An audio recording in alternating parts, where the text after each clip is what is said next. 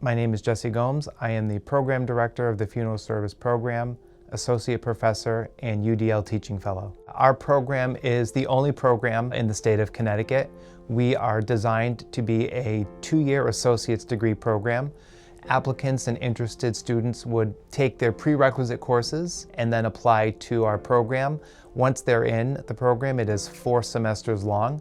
They will cover everything fundamentally from running a funeral establishment, embalming human remains, OSHA requirements, Federal Trade Commission requirements. They will have hands-on opportunity within the program itself where we do removals or transfers of human remains. We have hands-on in the restorative art lab where we do reconstruction, color theory, and cosmetics. Students have an opportunity to go to the Connecticut Office of the Chief Medical Examiner where they will spend an entire day with investigations, tableside a full autopsy with a pathologist and a forensic technician, many of which are graduates of this program working at the medical examiner's office.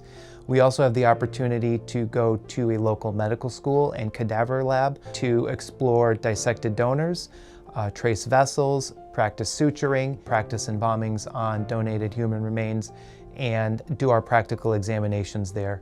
Students also go out into the clinical field where they will have the opportunity to work in a functioning funeral home, and that is a broad spectrum from day-to-day operations. The online program is an opportunity for students who have rigorous schedules. It gives them a lot more flexibility, same curriculum, same learning outcomes, same professors, same opportunities for hands-on when you have that callback. It allows them to have an asynchronous style learning.